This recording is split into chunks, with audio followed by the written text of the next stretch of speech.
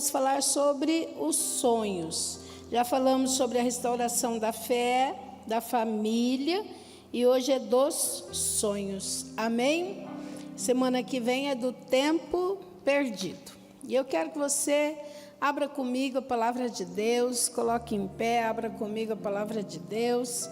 No segundo livro dos Reis, capítulo 4, eu já preguei esse texto e já enfoquei a ressurreição dos sonhos, amém? Mas sempre é bom lembrar. Segundo Reis, capítulo 4, versículo 8.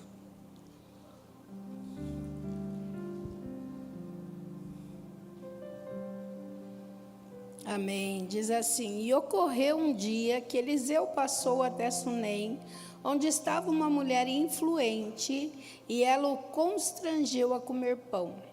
E assim foi, que toda vez que ele por ali passava, ele para ali se desviava e entrava para comer pão. E ela disse ao seu marido: Eis que agora eu percebo que este é um homem santo de Deus, o qual sempre passa por nós.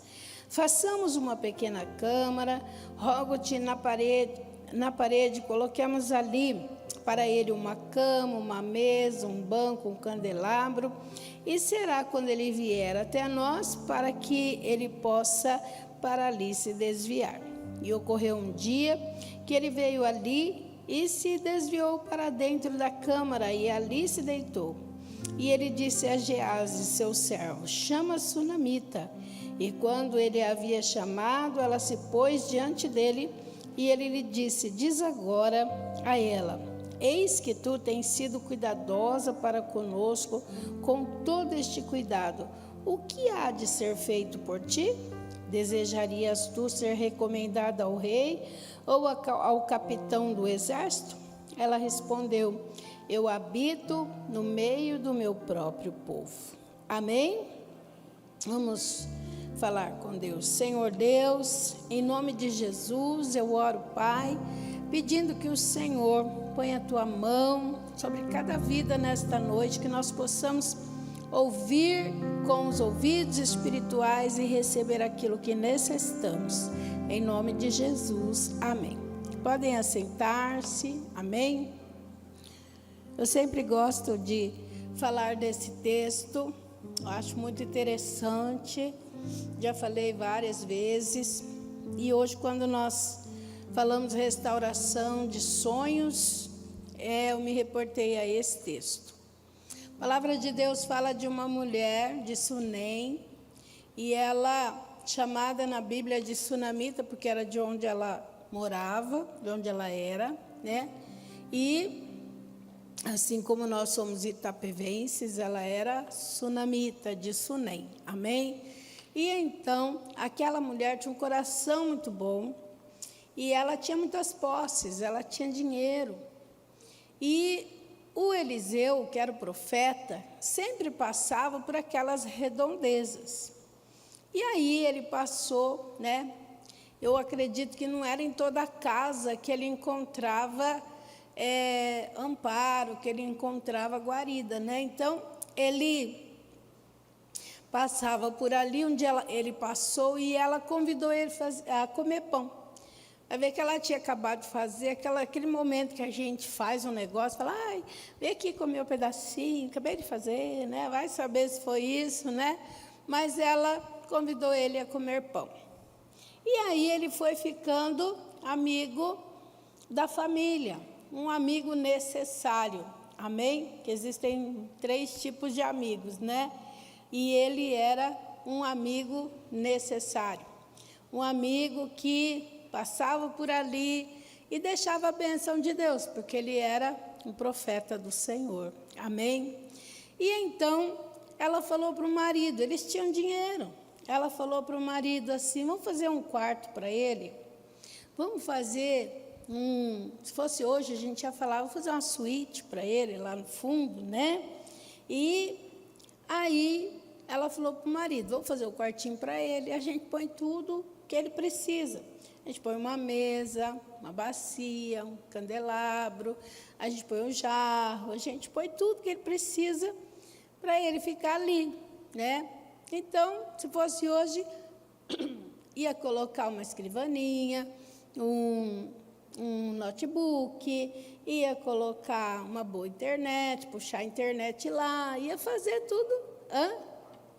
Um ar-condicionado, ia ter, né, um banheiro bom. E ela deu, junto com o marido, o melhor que tinha naquele momento para o homem de Deus. Amém?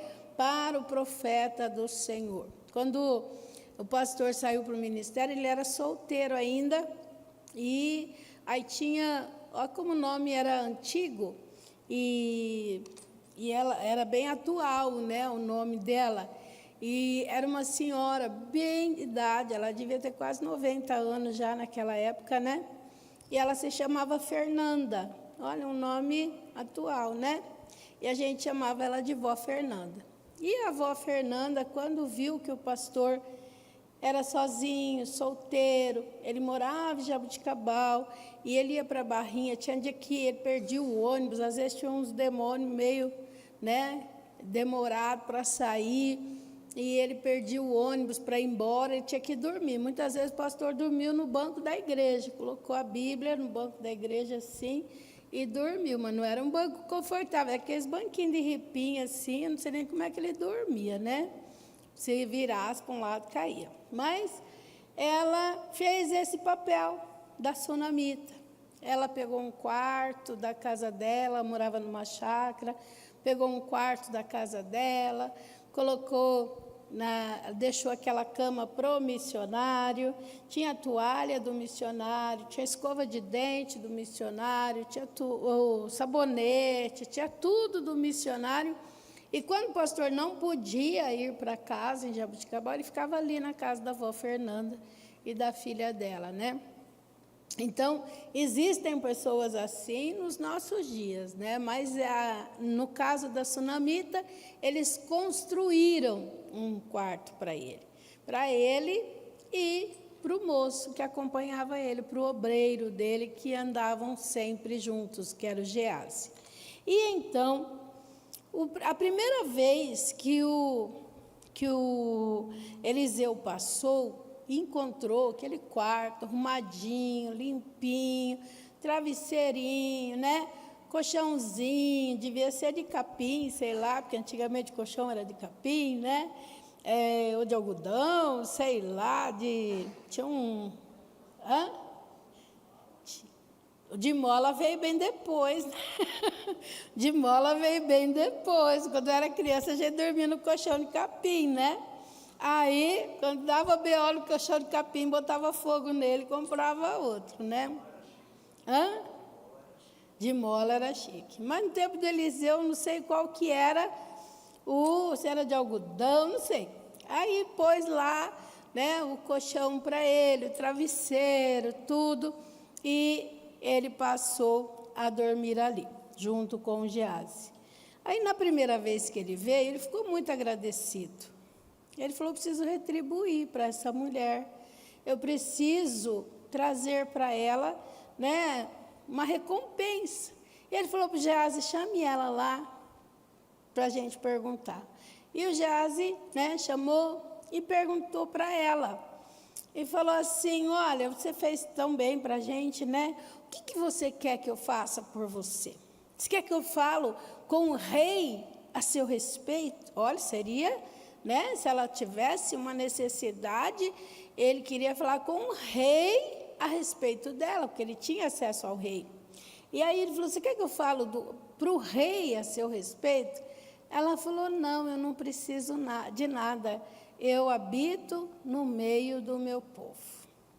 Só isso, não preciso de nada. Ela quis dizer assim, eu estou bem, eu tenho tudo que eu preciso, né? Meu marido é um homem bom, eu moro no meio do meu povo, está tudo certo. Mas o Gease falou para o Eliseu assim, sabe que ela não tem? Sabe o que ela precisa? É algo que só Deus pode dar, né? Porque nenhum rei poderia dar para ela. O Gease falou assim, o que ela não tem é um filho. E o marido dela já é velho. Acabou com o homem também, né? Mas tudo bem. O marido dela já é velho e ela não tem filho, né? E ficou registrado na palavra, né? Que o homem era velho. Aí, então, ele falou, chame ela lá de novo. Aí falou para ela assim, no tempo certo, você dará à luz um filho.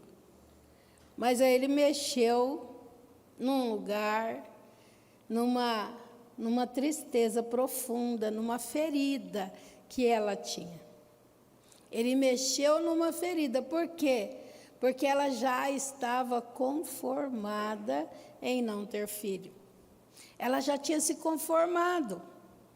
Para ela, já não ter filho, já tinha passado, como Gease disse, o marido era velho, né? E ela já tinha se conformado. Deve ter sido um sonho de uma vida. Deve ter sido um sonho de quando ela casou. Deve ter sido um sonho de muitos anos.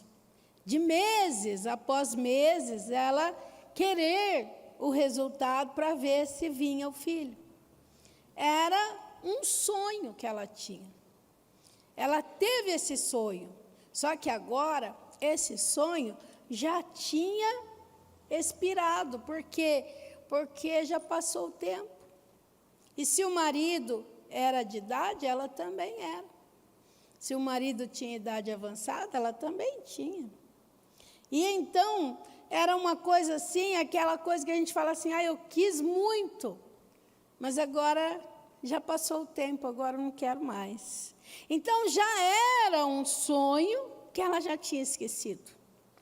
Já era um sonho que ela tinha esquecido, talvez não, mas abafado, colocado dentro de um baú e fechado, e falado, não vou mexer mais com isso, porque já passou o tempo, não vou ter mesmo esse filho, não vai dar mesmo, então já acabou, já me conformei. E quantas vezes as pessoas se conformam com alguma coisa que elas não tiveram? Quantas vezes as pessoas se conformam com um sonho que ela não conseguiu realizar? E às vezes, eu já passou mesmo, agora deixe, agora já foi, agora não dá mais tempo. Já estou com quantos anos? Para mim agora já foi. Quando eu era jovem eu queria estudar, queria tanto estudar, mas não estudei, agora já passou, agora já foi. E ainda dá tempo, você está vivo? Amém? Eu queria ter ido, né? Eu queria ter viajado, eu queria ter ido para tal lugar. E por que não foi? Agora, naquela época não deu, agora eu poderia ir, mas agora já não quero mais. Aquelas coisas que vão apagando, que a gente fica frustrado porque não conseguiu. Ela tinha uma frustração, ela tinha uma ferida, tanto quando ele perguntou para ela, quando ele falou para ela, quando ele perguntou, tem alguma coisa que você quer? Não, está tudo certo, eu habito no meio do meu povo, está tudo certo, não preciso de nada. Ela não tem filho. E olha, você vai ter um filho. Ela falou, não mintas a tua serva. Não minta, ou seja, não brinque comigo não. Isso aí estava quieto, estava fechado, já tinha trancado no baú, já tinha passado a chave, já não estava sonhando mais. Não mintas a tua serva. E ele falou, no tempo certo você vai ter o seu bebê. E Deus fez o milagre. E aquela mulher engravidou. Aquela mulher teve a gestação e ela deu à luz a um menino. E o Eliseu continuou passando ali. Eu acredito que o menino era amigo do Eliseu. Quando o homem de Deus passava por ali, acredito que o menino ia lá, uma hora engatinhando, outra hora já andando, outra hora já correndo, outra hora já vinha ali, conversava, o Eliseu perguntava, e a criança respondia, tudo bem, e conversava, aquela coisa que a gente faz com criança. Que criança na casa é uma bagunça, mas é uma alegria, né? A gente conversa, a gente brinca, a gente quer que dorme, depois a gente quer que acorda, é uma coisa, né? Criança em casa é uma benção. Tem hora que a gente fala, fica quieto, depois eles ficam quietos, a gente fala, né? Reage, faz alguma coisa. Criança, só criança para entender adulto, né? E eu imagino que era uma festa toda vez que o Eliseu passava ali.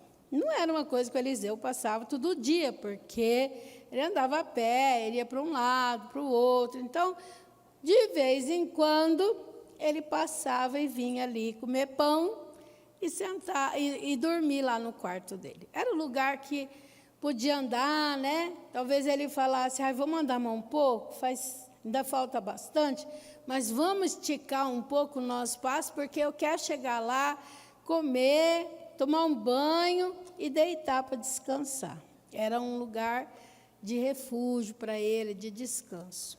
E o menino, então, foi crescendo.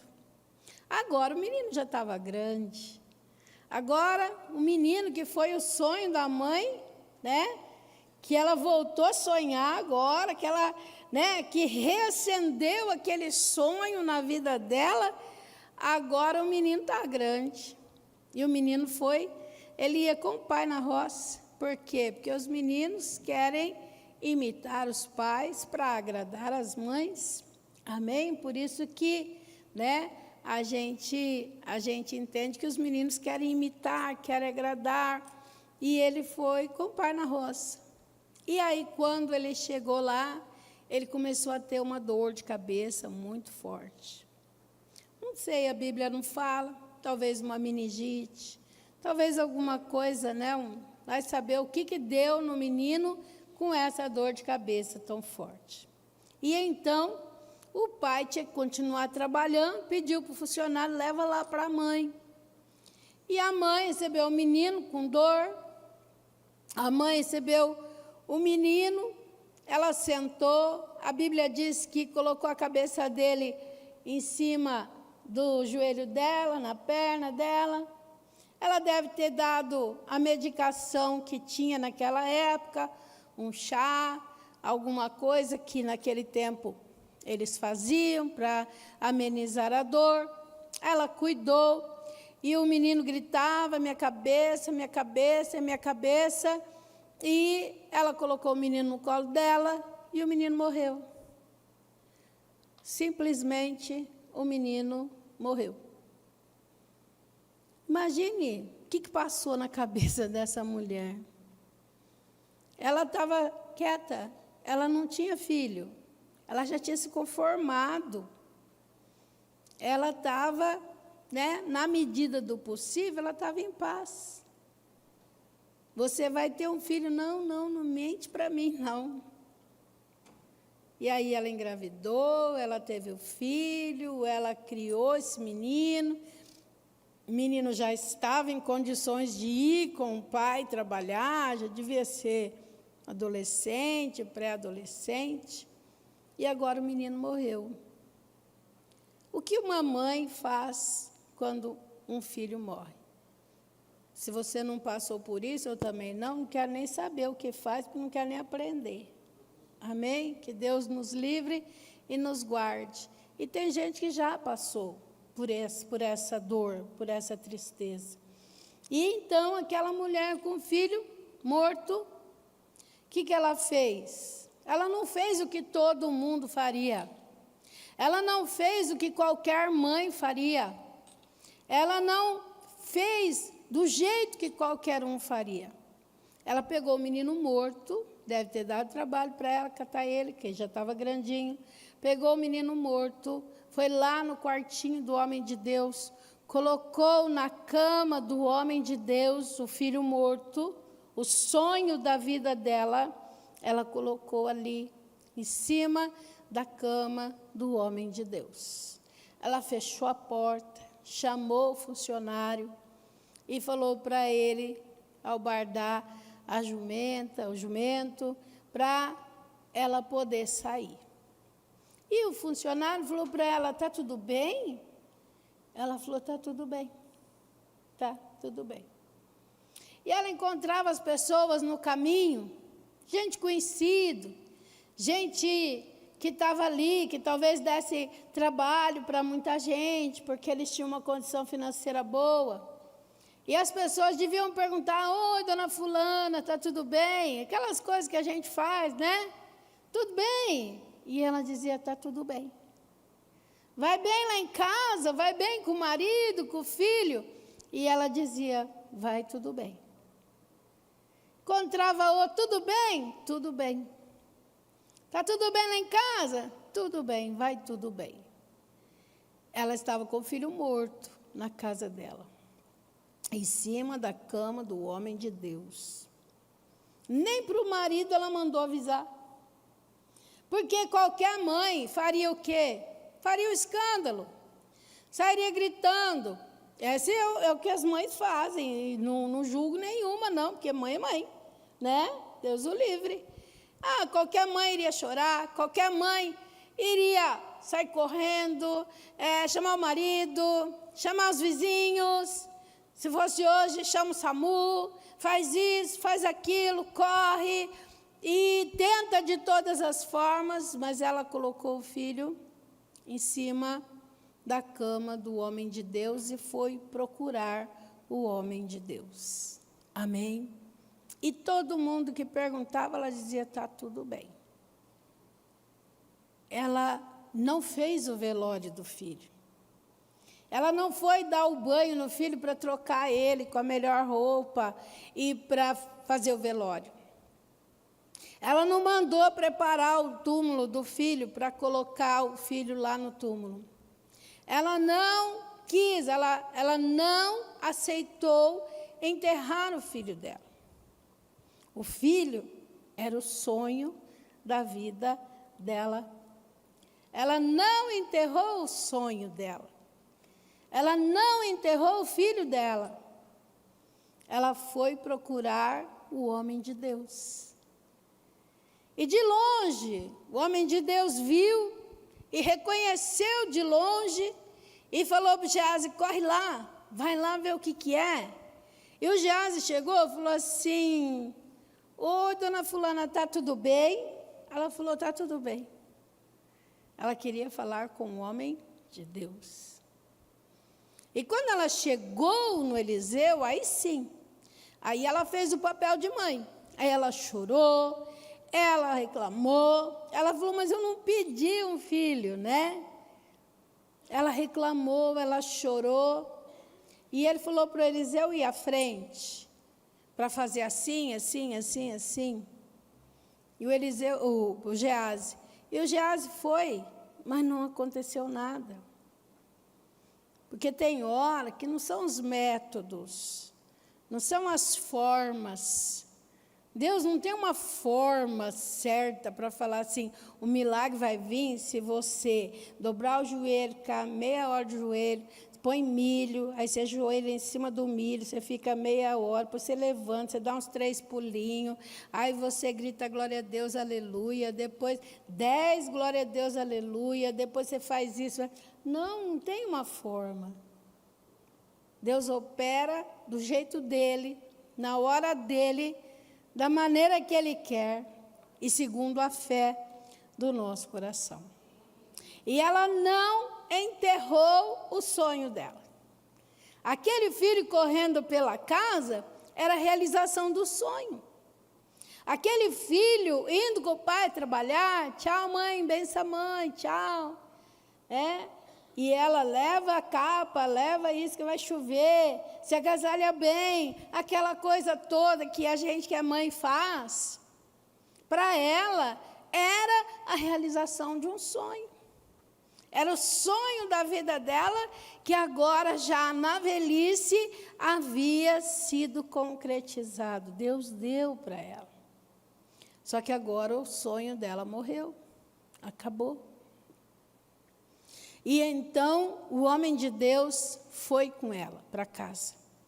O homem de Deus foi para a casa dela. Tudo isso não deve ter sido assim em meia hora. Porque tudo era longe, ela ia com animal, não tinha estrada boa, era estrada de terra, vai saber como é que era o caminho que ela teve que passar. Então demorou, mas o Eliseu voltou com ela para a casa dela. E quando ele abriu o quartinho que era dele, o menino estava lá, morto. O menino não estava vivo, o menino estava morto. O Geazi foi na frente, mas não resolveu. O menino continuava morto. E o Eliseu, então, diz a palavra, que ele entrou na casa, né? Ele entrou na casa, ele entrou no quarto, fechou a porta. E a Bíblia diz aqui no versículo 33 que ele orou ao Senhor. E ele subiu e deitou-se sobre a criança e pôs a sua boca sobre a boca dele, seus olhos sobre os olhos dele, suas mãos sobre as mãos dele, e estendeu-se sobre a criança, e a carne da criança ficou morna, porque já estava gelado. A carne da criança, o corpo da criança mornou, mas não tinha vida. Amém? Depois ele retornou, andou de um lado para o outro dentro da casa, subiu, estendeu-se sobre ele, e a criança espirrou 7 vezes.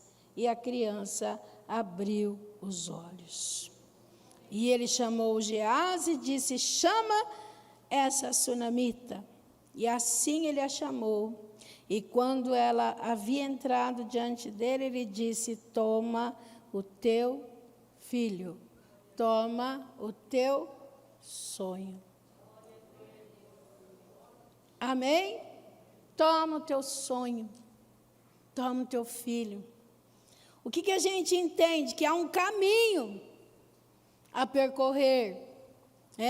O Eliseu, quando ele fechou a porta, que nós também precisamos fechar, muitas vezes, para falar com Deus, fechar a porta, ficar sós com Deus, ele buscou a Deus em secreto. Ele estava lá no quarto, ele andou de um lado para o outro. Eu acredito que ele clamando ao Senhor, né? Às vezes até falando em voz alta: Senhor, põe a mão, me dê graça. Senhor, que esse menino volte a viver. Eu não sei qual foi a oração dele, mas ele orou em secreto. E se você tem um sonho, ainda que ele já esteja dentro do baú, fechado a 7 chaves, você deve clamar ao Senhor, em nome de Jesus. Amém? E aí, nesse caminho, ele buscou a Deus em secreto. E ele perseverou, mesmo sem ver o resultado. Ele perseverou, ele orou, ele acreditou, ficou lá, fechado. Ele levantou de cima do menino, ele colocou ali, transmitindo vida, transmitindo, né? A vida dele na vida do menino. O menino mornou, mas de repente aquelas pessoas, né, às vezes a pessoa fazia: não, essa é só impressão, acho que ele está gelado ainda, né? Acho que não mornou nada não, porque ele não acordou. Mas ele perseverou, mesmo sem ver o resultado. Tem hora, queridos, que a gente ora, que a gente jejua, que a gente busca, que a gente clama e a gente não vê o resultado. Tem hora que a gente clama, que a gente jejua, tudo, a gente está jejuando, está buscando e você não vê o resultado. Mas aí vem a perseverança, é a perseverar mesmo sem ver o resultado. Você se envolver com fé, porque ele se envolveu com fé. E confiar no tempo de Deus. O que nós precisamos fazer?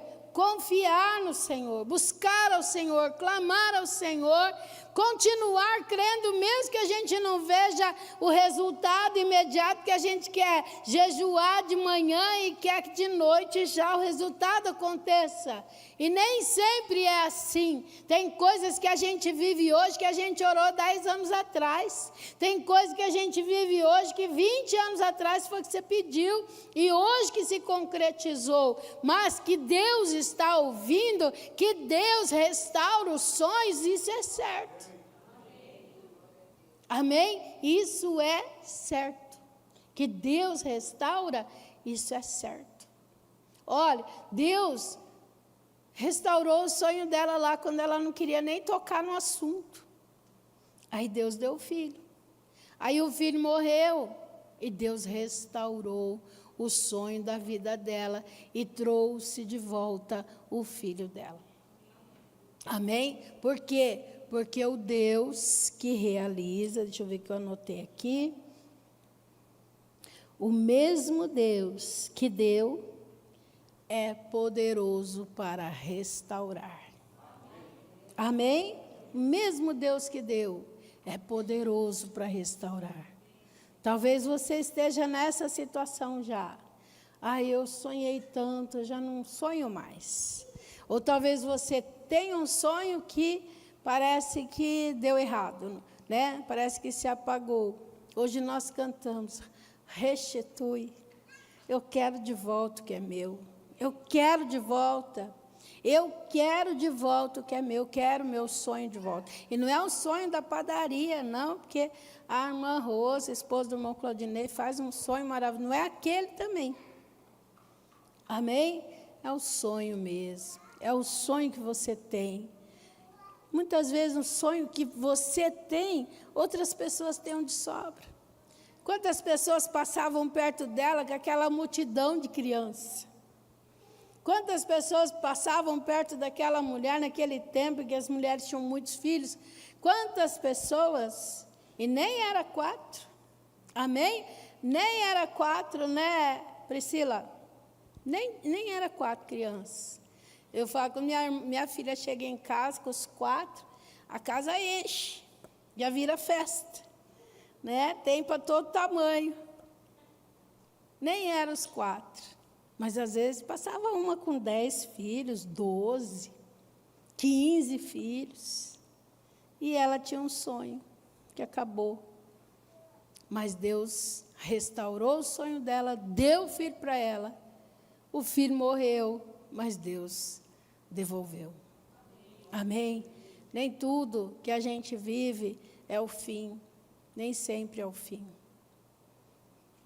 O fim é só quando acaba mesmo, não é quando a gente, por algum motivo, a gente se decepciona, a gente fica chateado, a gente fala, meu Deus, eu pedi tanto e não estou vendo. Deus restaura os nossos sonhos. Amém?